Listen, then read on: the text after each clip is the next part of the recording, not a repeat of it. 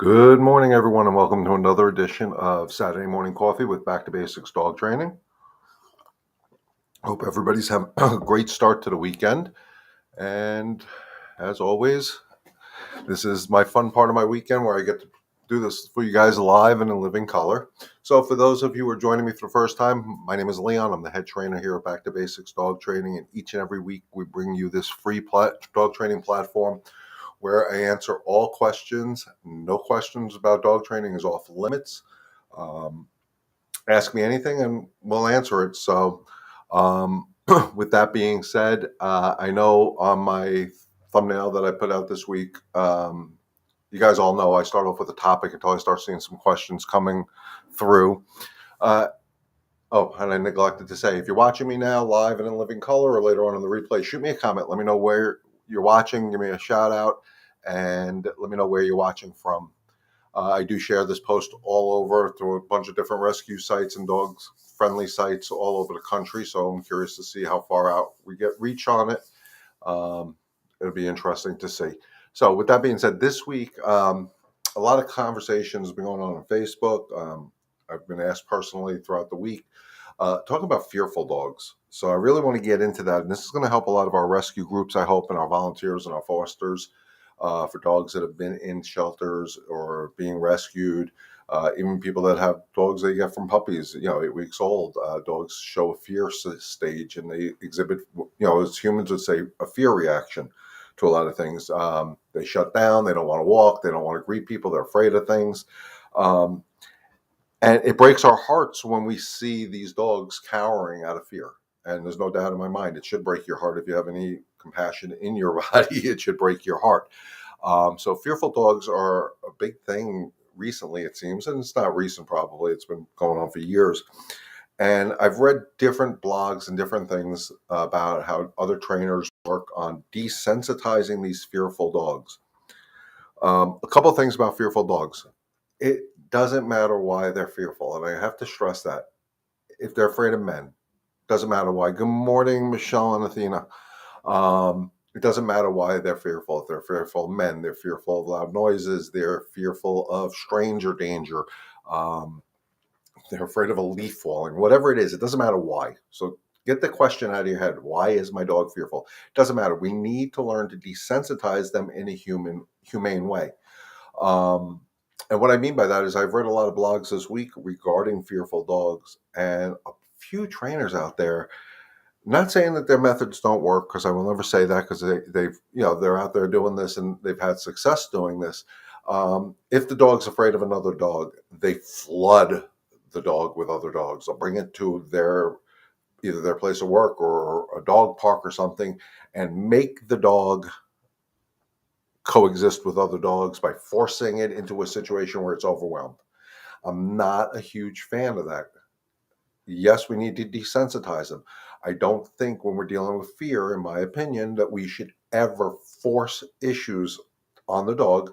To me, it can create the negative effect. Dog's afraid of dogs. We bring it to a dog park with 50 dogs in it, and all the dogs come over to greet it. This dog is going to sit there and go into a shell. It's going to be like a tortoise trying to get into its shell. The other problem with fear to me is the number one or number two, depending on how you want to look at it, reason for a dog to become aggressive, because it's not handled right. My opinion is if you force a dog to do something against its will, it's not sure, it's uncomfortable in the situation. Using the dog park theory, we bring a dog who's fearful of dogs into a dog park. 50 dogs come over to surround it to say hi, not meaning anything bad. Dog feels trapped, it lashes out with a bite, and it can create a huge, huge problem. Same thing. Dog's afraid of men. We don't inundate it with men. Whatever it's fearful of, we have to come up with slower processes. It's almost like if you're dealing with a child who's afraid of the dark. Well, the last thing you're going to do is put the child into a room with no windows and shut all the lights and shut all the doors, and you're going to deal with the dark, and that's it. And you'd be arrested for child abuse. In my opinion, it's the same theory when we flood these dogs with these things. 50 dogs approaching it at a dog park. It's not the right thing to do. If you have a dog that's fearful, it's a process. There's no overnight success. You have to take your time to desensitize them. What do I mean by that? If I'm working with a dog that's fearful of another dog, I'm going to bring one dog to it. And we're going to try and we're going to succeed in getting them to just go for a walk together. There was nothing to fear. Trust me, I'm never going to put you in a position where you're going to be afraid. And that's my problem when I hear about this flooding theory is we flood the dogs. You're the handler, you're their master. You're supposed to protect them and you're putting them into this situation that scares the crap out of them. It's not a good situation. It's no different than if a dog's afraid of getting its nails cut or going to the groomer or anything to that effect. If you try to rush the processes, it never, ever works, in my opinion. I mean, I shouldn't say it never, ever works. Maybe it'll work 10% of the time. That's not a good success rate to me. To me, we need to slow everything down. If you have a fearful dog and you're putting a time limit on how long it should take to rehabilitate this, you're the wrong person for the dog. And a trainer would be the wrong person to work with if they're telling you, well, we can do this and we'll flood the dog and do it. Step it back, folks. Listen to what I'm saying. It create a negative effect. We have to learn, especially when we're dealing with fearful dogs, we have to build a trust between the handler and the dog. And that's in everything with the dog, but especially fearful dogs. If I'm handling your dog and I flood it, that dog should never trust me again. And I wouldn't blame it for not trusting me. So by taking the time, bringing in a calm dog usually first is the best thing. If you have a friend or a neighbor or somebody that has a very calm, chill dog, that's usually the best dog to use. And then slowly but surely you introduce more and more dogs to the environment to the point where the dog realizes, oh, I can be around other dogs and there's nothing to worry about because my handler I trust. The same thing. I've heard it, and I'm sure you guys have heard it. Whoever's watching, put a comment. Let me know if you heard it. My dog is afraid of men. There's no reason for it. I mean, there are psychological reasons for it. I shouldn't say there's no reasons for it. And that's because most men think with testosterone instead of thinking with their brain. And they think that if they can overpower this dog, the dog will submit to them. Well, that's not a way to get anything to submit to you. So the right way to introduce a dog that's fearful of a dog or of a man or fearful of a woman is introduce one man or one woman at a time. And that person has to follow strict guidelines. I've said it before on this platform, there's that no look, no touch, no talk theory. You meet out on the street, the owner and the person has a conversation, totally ignoring the dog. The other person is ignoring the dog. The owner should be watching their dog. And if the dog is acting fearful, don't feed into the fear saying, oh my God, baby, it's only, Leon, he's a nice guy. And but because that's a weak energy, you don't want to do that. You're allowed to just ignore the behavior. Let them come up with and start trying to sniff the stranger. If the dog's state of mind is okay, this calm stranger can now interact with the dog a little bit. But you have to keep an eye on your dog's body language. I know on here I talk a lot about energy as a key form of communication with your dog. It is the best communication. The other thing is real important to understand. Another form of communication is their body language. Learn to read your dog's body language. What is their body language saying? And there's things all over Facebook that shows you different, positioning of the dog and all this type of stuff, tail tuck, tail down, ears back, ears forward, head low, whatever. Those are all great little tips to help you understand what your dog is saying. But if you're dealing with a dog that's afraid and their head is tucked into their shoulders and their back is a little bit arched and their tail is down and tucked or whatever, even though they're sitting semi-calm, that's not the time for the stranger to interact with the dog because the dog's telling you still, I'm unsure of this situation. And sometimes it takes a long time. Sometimes when I've done this with other people, we have the conversation, we have a 5-minute conversation. I look at the dog's still not in the right state of mind. Then I just ask that stranger, hey, can we walk together? And a lot of times that will get the dog to start thinking of something else. We're going for a walk, yeah. And then it's a little bit different of a situation. Fear is a very hard thing to deal with, but it's not an impossible thing. The hardest part of dealing with a fearful dog is the human energy because we feel bad for them. I mean, the picture I posted on the thumbnail shows a dog cowering next to a fence, and it's heartbreaking to see that. But as a trainer, somebody who really understands the psychology of the dog, if I fed into that nervous energy, that unsure energy, by having sympathy at that point, I'm not helping the dog move forward. Remember, that's the goal of what we do. We try to move the dog forward so they can coexist in our lives. So again, if this makes sense, guys, shoot it in the comments. Let me know. I'm not getting a lot of comments today, so I'm hoping people are here. Um, so it's real important to watch what your dog is saying. And I'm going to use this as a segue. I saw a post on Remember Me Rescue's Facebook page today. So Michelle, if you're watching or watching later on in the replay, shout out. It was a good post. I didn't read the whole thing, but it kind of got the hint in the first for a few sentences of it. And I know I shared this out with a lot of rescue groups around the country, so this can all help you. Michelle keeps saying she needs dog savvy people.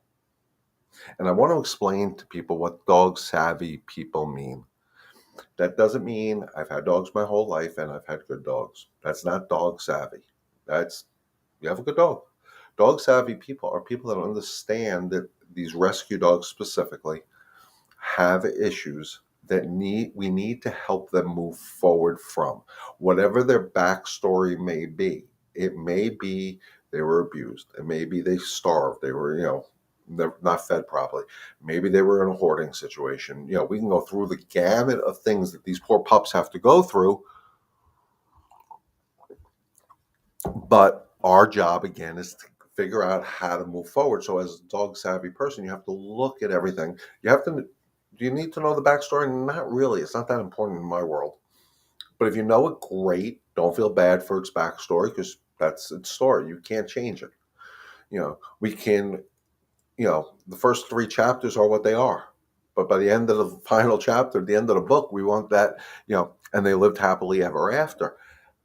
And to get to living happily ever after, if we worry about what's in the past, we're not going to help them live happily ever after. We're going to keep them in that state of mind we got them at. So a dog savvy person understands that. And a dog savvy person moves the dogs forward. Yes, they may come to us fearful. We have to move them past whatever the fear is. We may get them and they're guard their food because they were starving to death.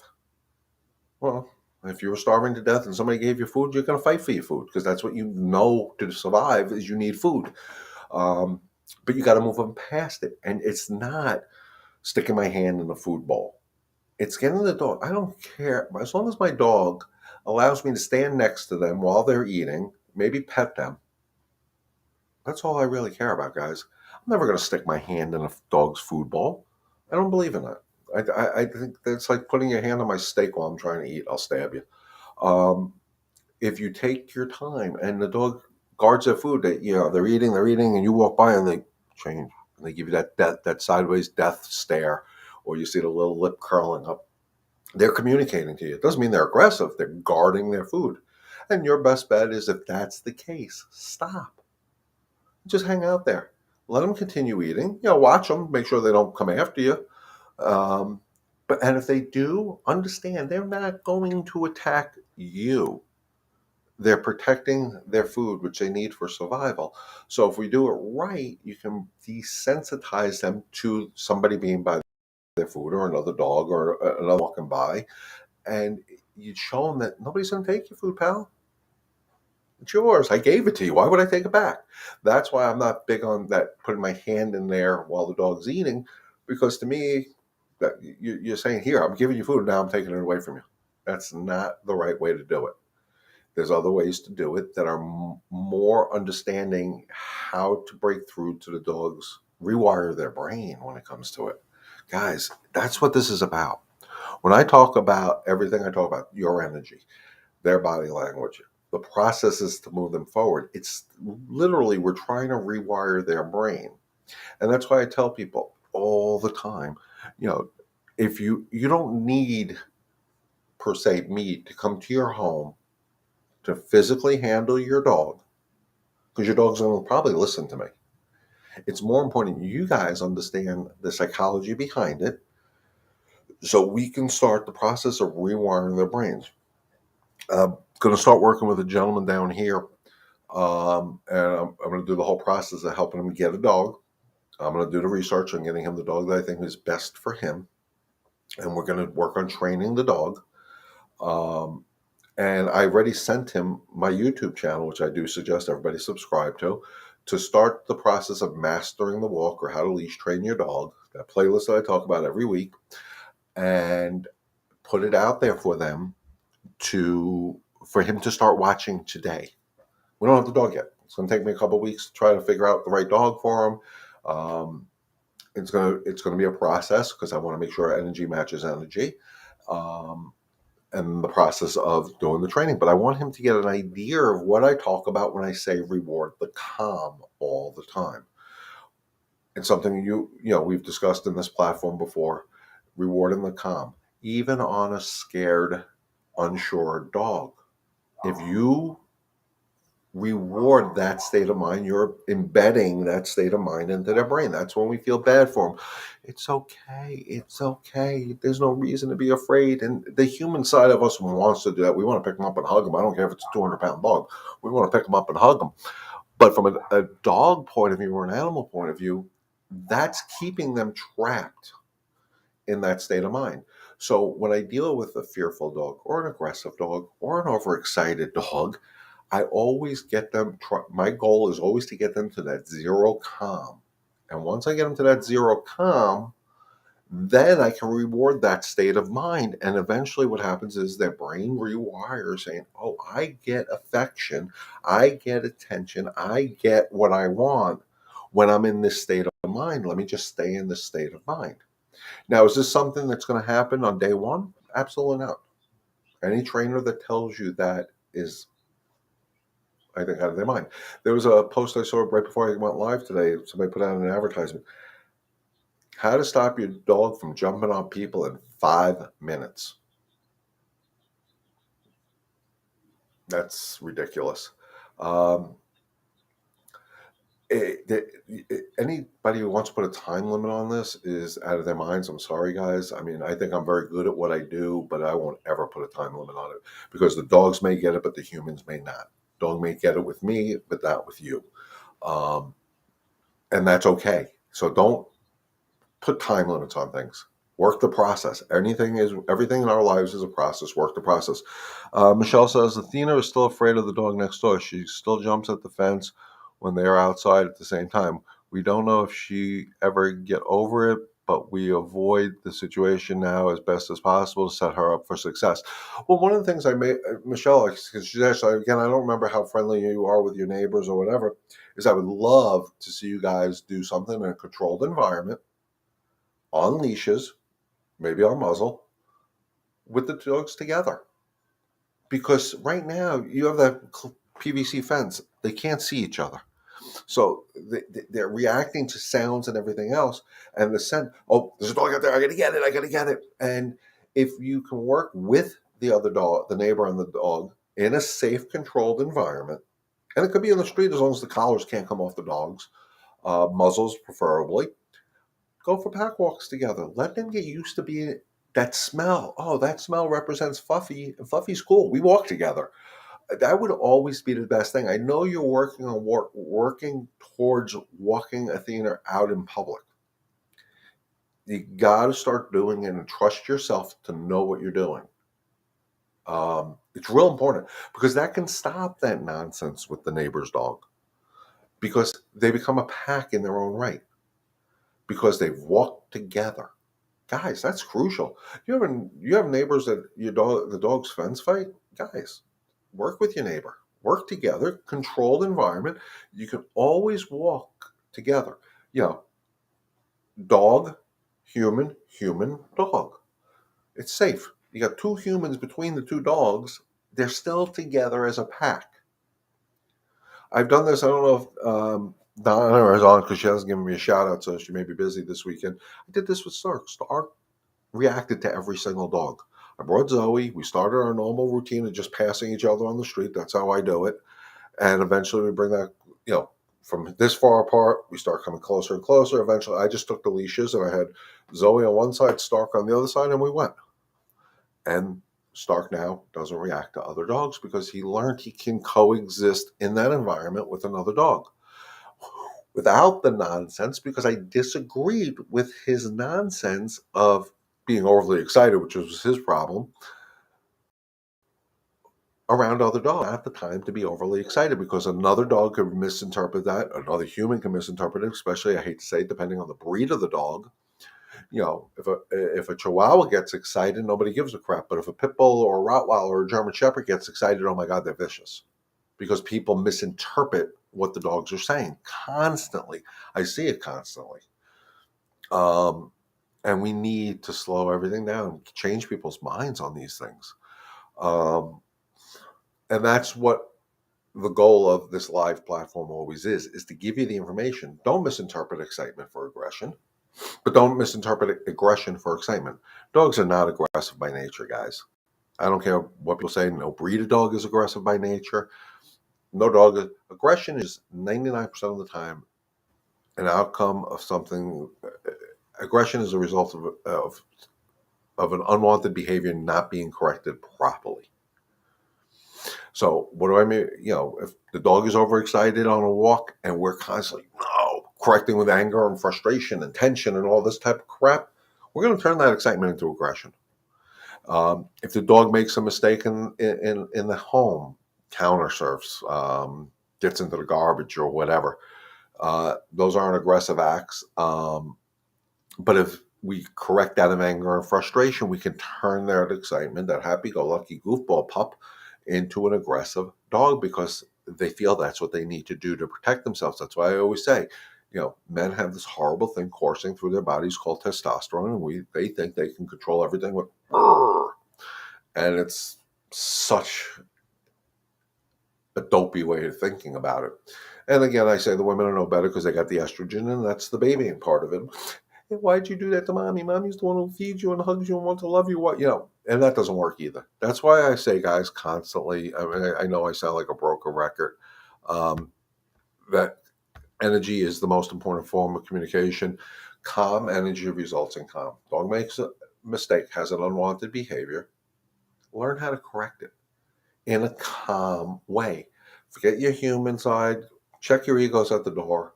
Work with the dog. This process that I'm going to do for this gentleman that I was telling you about, where I'm going to go do the research and try to get him the right dog for him and then do the training process, the whole process, me going to the rescue groups at the shelters, to me doing the meet and greet with the potential adopter with the dogs at the shelter or the rescue group or whatever.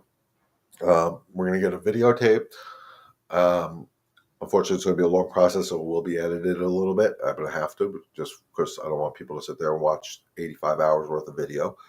But I want you to see the process. And this is a process everybody can use when you're looking for a new dog. It's nothing special. It's nothing, not falling for the human emotion side when I'm looking for the dog for this gentleman, because I'm looking for a specific energy level for this gentleman. And this is what people have to check when you want to get a new dog. And this is something the rescue groups have to really start asking their fosters and their potential adopters, and the shelters have to ask too, is what's the human's lifestyle? Like when I talked to the shaman, we had a 2-hour talk just so I can learn him. I haven't even thought about a dog yet. I'm learning about the gentleman, my customer, who wants to get a dog. I'm trying to read his energy level. What is he expecting from the dog? And I'm trying to find all this information out. And I did, 2 hours. And now I can go to the places and look for a dog that I think is going to be a perfect match for this gentleman. And I'm not going to pick one dog. I'm going to pick 3, because I also got to see what dog bonds with, him, and he bonds with that dog. The first dog I may pick up, they may not like each other, and that's okay too. We'll go to the second dog. So I'm going to try to get a few choices for us to look at. I may know the backstory on the dogs. I may not. I'm not going to tell him the backstory of the dog, because that's not important for the moving of the forward of the dog. Because I don't want him to go in there and say, oh my God, this dog was running the streets and had us fight for food, because when he gets the dog home, it's going to be a negative energy. So, again, we're dealing with these dogs. Everything is a process. We teach a puppy how to sit. It's a process. It doesn't happen the first time you say sit. Don't expect it to. If you're dealing with a fearful dog, it's a process. What is the dog afraid of or unsure of? How can we desensitize him or her to it in the most humane manner? And in my opinion, again, and I know there'll be people out there that think I'm out of my mind, flooding the dog with what fears them or scares them is not the answer. If a dog is afraid of sound, thunder, fireworks, well, I'm not going to lock the dog in a room and download sounds of thunder and fireworks and crank it up at the highest volume. Not going to work. It just doesn't work that way. But what I can do is get the dog on a leash and start these sounds at a very low volume until I get to a point where I see some sort of unsure response, and leave it there and work the dog through it so they learn that sound is not going to hurt them in any manner.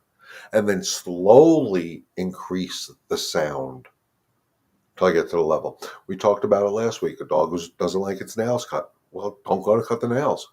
Get them desensitized to the nail cutting process. Again, it's a process. Pet the dog. Let the dog smell the clippers. Pet the dog with it.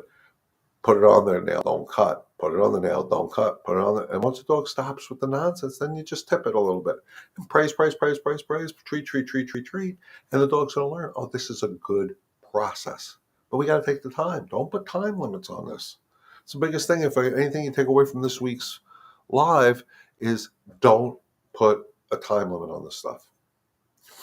So I'm not getting a lot of questions today, guys, so we're going to wrap it up real soon. The only thing I'm going to say to anybody who watches this is watching this now or later on in the replay.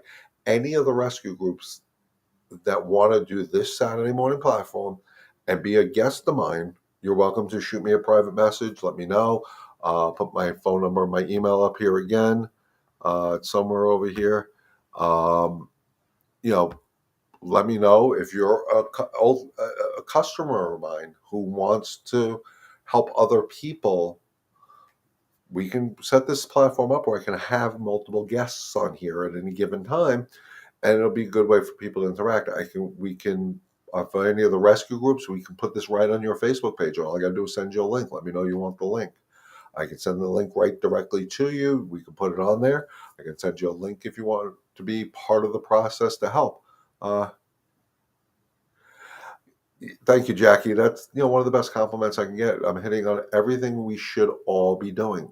Yeah, guys, these are things we should be doing from the time we get any dog. I don't care if it's a puppy that's 8 weeks old or we rescue an older dog.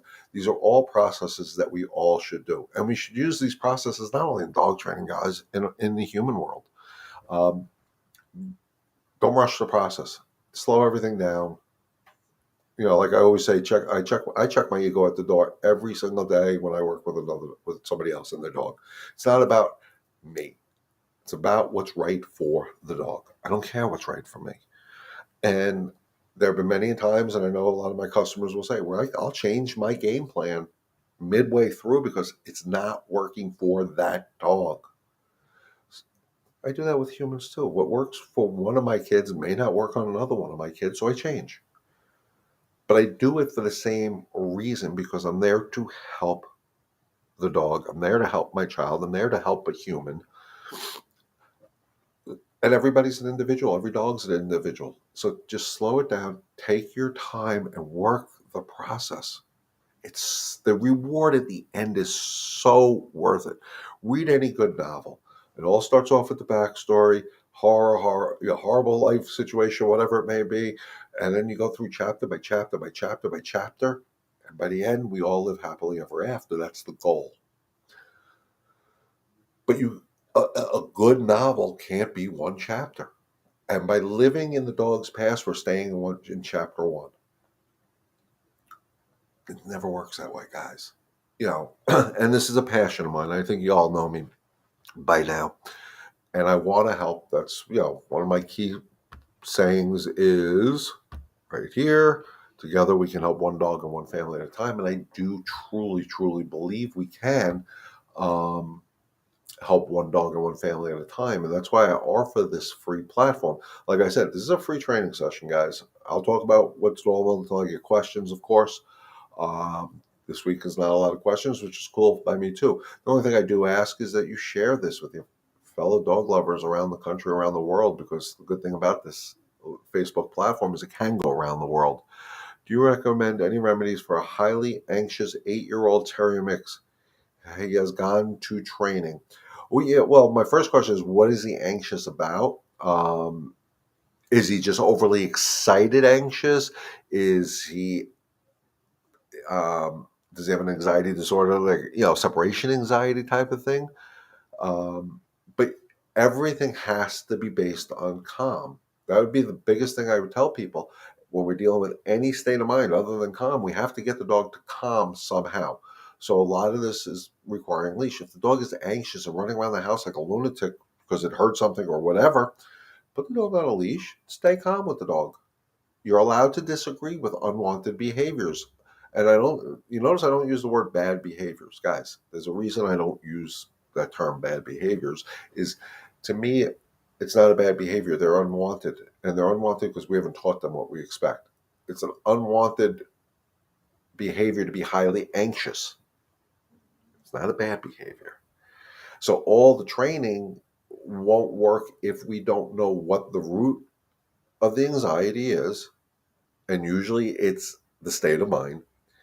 And if we don't get the dog to be calm at all times. So if the dog is extremely anxious on a walk and doing one of these all over the place on the walk, he is all around anxious. Car rides, other dogs, people getting on a harness. Okay. So he's unsure of a lot of these situations. That's okay. It doesn't matter that he's 8 years old. My first thing would be, as far as the harness goes, be real careful with it, because that can make the dog feel trapped. Because we think about how you have to put the harness on. You're reaching around, you're doing things, putting pressure on their chest and the stomach area. So if you can do something different other than a harness, like a martingale collar, as long as the dog doesn't have a trachea issue, that's not a bad way. You do want them to get used to the harness, because the harness is great in a car because you can attach a seatbelt to it. But if just put the harness on the dog and don't go anywhere. That's one way. I keep saying, we have in our mind, put the harness on, we're going out. We put the harness on, we're going out. Oh my God, I got to put the harness on the dog and the dog doesn't like it. What do I do? But just put the harness on the dog and hang out around the house. Put the harness on the dog and praise, praise, praise. Take it off the dog. Good, good, good. Because when you take it off, it's a good thing. When they fight you, it's not a good thing. You want to desensitize them to it. As far as car rides go, same theory. Don't go, but put the dog in the car and don't go for a car ride. Doesn't mean, I forgot, terrier mix. So I'm going to assume a terrier mix has got to go to a groomer or a vet. If that's the only time it's going in the car, think about what we're doing to the dog. We're going in the car and we're going to a groomer. Buzzers, bath, blow dryers. Oh my God, oh my God. We're going to the vet. Something's, get my temperature checked, needles. Oh my God, they're going to check my teeth. Oh my God, oh my God. So, sometimes I tell people, when dogs are anxious in cars, don't go anywhere. Just go to the car. Open up the back doors of the car and crawl through the car and just take the dog out the other side. And go around in circles, eventually stop. And when the dog's in a calm state of mind, take it out, praise, praise, praise. Build up your duration. There's ways to desensitize them to all of these things. Other dogs, like I said earlier, I don't know if you were on earlier, Jackie, bring them around another dog that is a calm dog. Go for a pack walk. It's not about interacting and smelling each other and getting entangled in the leashes. It's about walking. It's about getting out with another dog. Try to find somebody who has a calm dog and let them help you with the calmer energy of the dog, and don't fear the anxiety. If you're worried that I bring him around the car, I bring him around another dog, I bring him around people, and I know he's going to react. Oh my God, I'm torturing him. You're setting him up for failure because you're anxious about it. They're reading your energy. So again, I would suggest, Jackie, go to my YouTube channel, Back to Basics Dog Training. Find the playlist on how to leash train my dog. It talks about starting everything in a calm state of mind, to the point, starting at the part where you put the leash on the dog. That may help you a lot. Roseanne says, our golden doodle is almost 3 and is never calm. You say reward the calm, but she lives in a heightened state all the time, excited at everything, not anxious, just excited. Jumps on people, runs towards kids and other dogs. Life is just so exciting for her. Yeah, and that's especially in the golden doodle breed. guys, they're bred two very excitable dogs together in that thing. Um, so again, a lot of leash training. The leash should be your best friend in this case. And if the yes, he has a sibling who passed about a month ago, so could have elected. Oh, passed. I'm assuming that is about a month ago. Absolutely, that could definitely cause it because they're going through a grieving stage. And Roseanne, I'll get back to yours in a second. You have to let them go through a grieving stage, but you still have to be their pack leader, and you can't feel sorry for them. And it's hard because there was a loss. And that's one of the hardest things to do. I do believe, like when we had to put our Maddie girl down, I let Zoe grieve for about 3 weeks, but then I went back to being her pack leader. I'm still in a state of grieving, and you're talking almost 2.5 years. But as far as Zoe knows, things are back to normal. I think about Maddie, I get upset. She was my teacher. Um, but for the dog, I usually give them about a 3-week grieving period, and then I go back to being that calm, assertive pack leader they need me to be. It's the best thing to do for the dog. Um, as far as the excitable on your golden, um, it's very normal. But what I would suggest is definitely more on the leash in the home, outside the home, of course. And if they're excited to go on the walk, and this is why I always refer back to my YouTube channel, guys, and I'll put the link in here in the comments on the Facebook pages. I will put it on the YouTube channel. There'll be a blurb to the playlist somewhere along the top up high here by my logo. And maybe at the end of it down over here somewhere, I think I put a link. I try to put the links on my YouTube channel to the playlist. Rewarding the calm is a hard thing to do because we're going to, again, tend to rush the process. So if I'm working with your dog, Roseanne, and they're excitable and everything, jumps on people, runs towards the kids, other dogs, whatever, I would have them on a leash. And when they get excited because somebody rang the doorbell or kids coming through the room or running in the yard, I would be checking. Nope, you're not allowed to do that. And then when I see the state, and I do be consistent every time. Nope, nope, nope. You want to make that nope a little uncomfortable for them instead of no, stop it. You're acting like an idiot. But again, you have to stay calm. And I've worked with dogs like this before. And I'll give you a story on one that actually hurt itself because it was too overly excited. Um, if you take the time, step by step. So the easiest thing, I don't know if you have young kids, is it runs towards kids. Have kids come towards you. No, sit, give the dog something else to do, get the dog to calm down, and repeat the process. Repeat the process because eventually they're going to learn. It's unacceptable to be excited on their own terms because it gets them in trouble every single time. Um, and this process that I'm going to do with this gentleman, where I'm going to be getting the dog um, for him, we're going to videotape the whole process because I'm sure I'm going to go to a rescue. I'm not going to find the calm dog that I'm looking for. We're going to have to teach the dog how to be calm. So this is going to be a great lesson for everybody. It's going to be put out there on my YouTube channel, probably my Facebook page, to help people understand what I talk about week in, week out here is reality. This is what we do.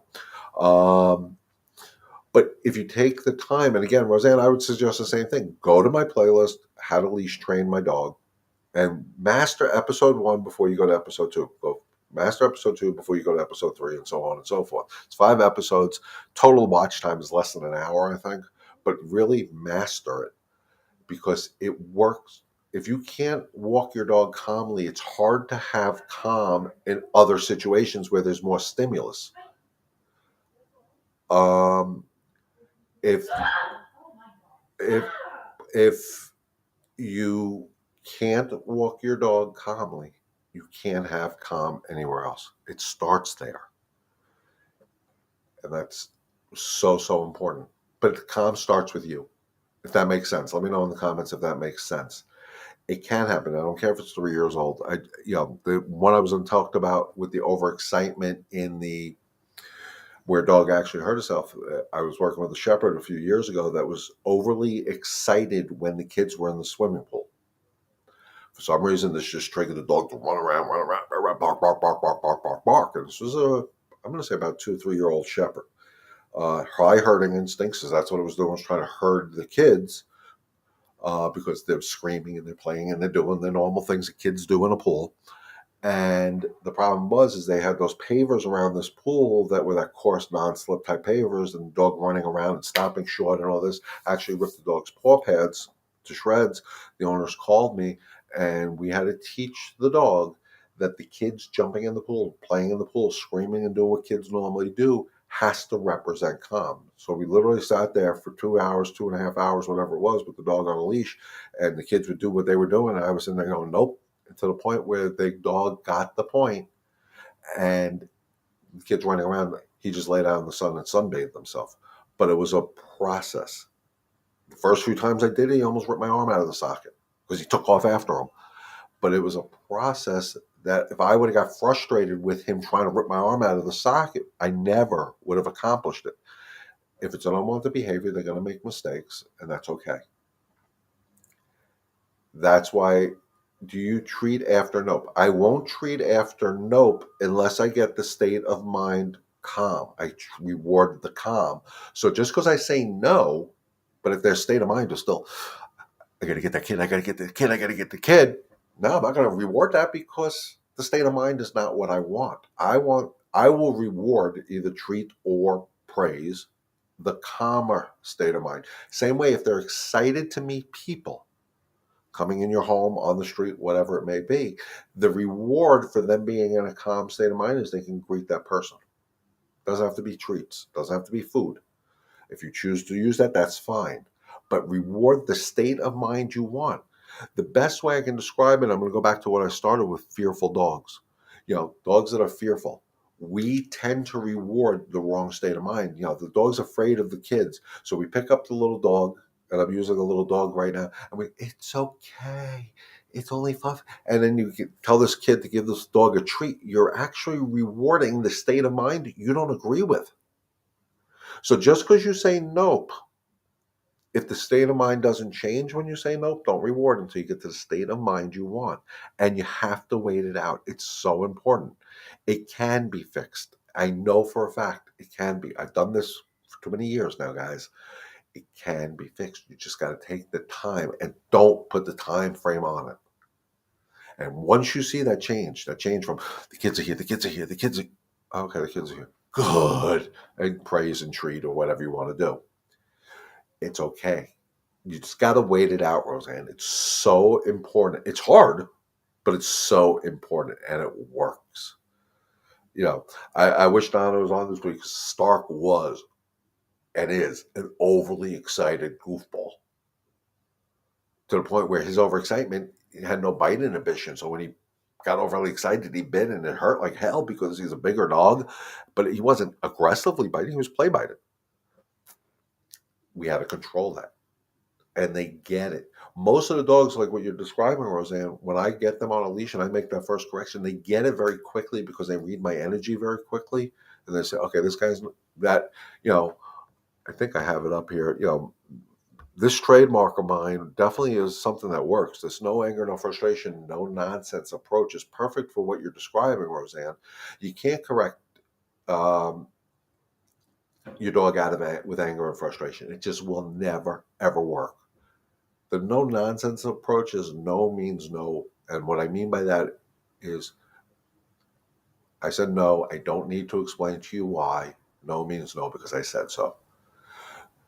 Too many times people will explain to them, you can't run towards the kids. You're scaring the kids, and you can't jump on other people because you're going to hurt them. And we have this whole conversation with them because that's what we expect them to understand, but they really don't understand what we're asking.